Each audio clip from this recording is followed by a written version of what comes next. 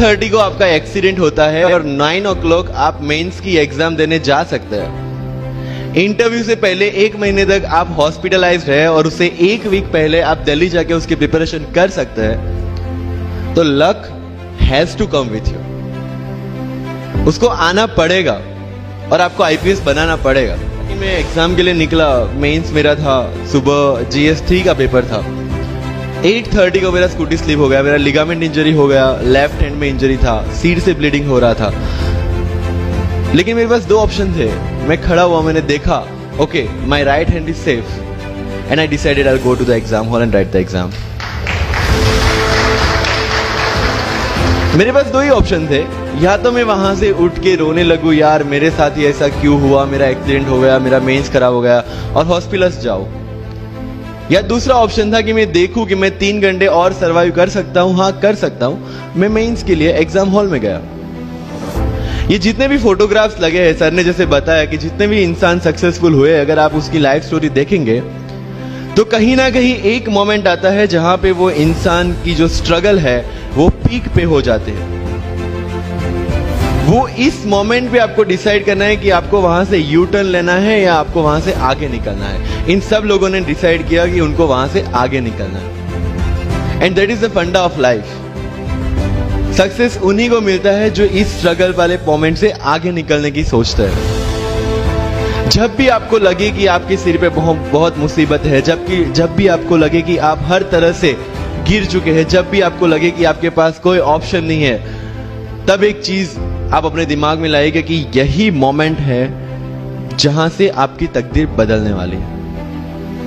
क्योंकि डायमंड जो होता है वो जितना ज्यादा घिसता है उतनी ज्यादा उसकी वैल्यू होती है। सोना जो होता है वो जितना ज्यादा तपता है उतनी उसकी वैल्यू होती है। अगर आप जिंदगी में तप रहे हैं, अगर आप जिंदगी में घिस रहे हैं, अगर आपको लग रहा है कि आप हर तरह से मुसीबतों में गिरे हुए हैं, तभी आपकी जो वैल्यू है वो बढ़ने वाली है।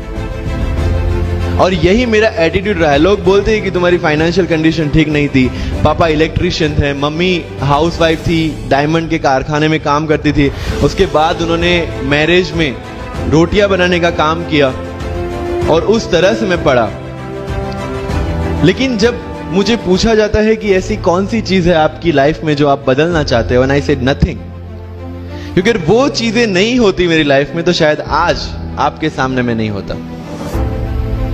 तो अगर लाइफ में प्रॉब्लम्स है, अगर लाइफ में स्ट्रगल है, जैसे सर ने बताया struggle is a part of life and I strongly believe in that. Bharat वर्ष का सपना चंद्रगुप्त ने देखा, चाणक्य ने देखा, और उस भारत वर्ष को बनाने के लिए जब ये संघर्ष जारी था और तब राजा धनानंद की डॉटर दूरदराज से चंद्रगुप्त को प्यार हो जाता है, और जब चाणक्य उनको बोलते कि नहीं तुम्हें उससे दूर रहना है, तब चंद्रगुप्त बोलता है आचार्य कभी कभी सोचता हूं कि जिंदगी में या ये भारत के सम्राट बनने के लिए इतना त्याग, इतना बलिदान ना देना होता तो।